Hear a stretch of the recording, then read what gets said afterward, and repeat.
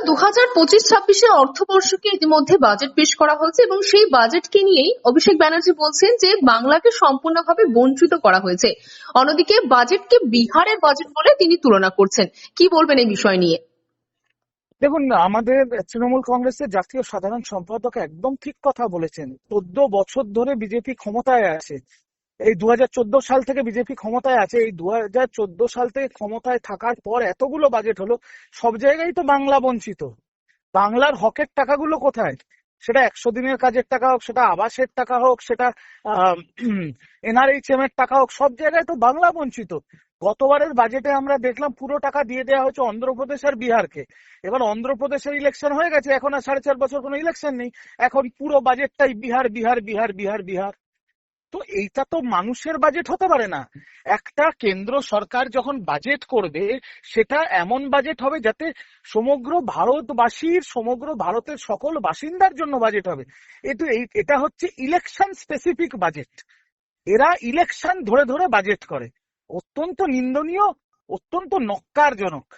বারংবার এই যে বাংলাকে বঞ্চিত করা হচ্ছে, বাংলা এর জবাব আগেও দিয়েছে, আগামী দিনেও দেবে। আমরা দেখেছিলাম দাদা যে রাজ্য সরকারের তরফ থেকে একটি আবেদন ছিল যে একদম যারা মধ্যবিত্ত রয়েছে তাদের ক্ষেত্রে যে শুল্কর হার সেটা কম করতে দেওয়া এবং অন্যদিকে স্বাস্থ্য এবং জীবন বীমার ক্ষেত্রেও এই হারকে কম করা। সেই দিকে যদি আমরা নজর দিই, আপনার কি মনে হচ্ছে যে সেই দিকে সেই বিষয়টিকে বাস্তবায়ন করতে পেরেছে এই বছরের বাজেট?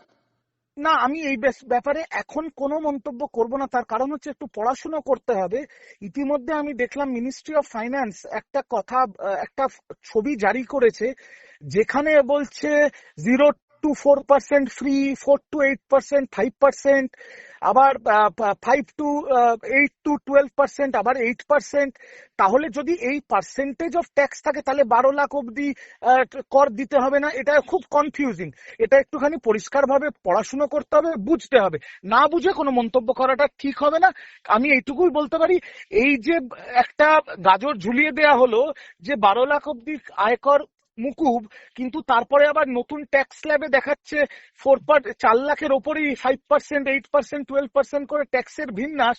এটা কি ওই পপকর্নের মতো ত্রিস্তরীয় ট্যাক্সেশন? সেটা আমি বুঝতে পারছি না। যতক্ষণ না বুঝতে পারছি বা পড়াশোনা করছি বা একটু জ্ঞান অর্জন করছি, এটা নিয়ে আমি মন্তব্য করতে চাই না।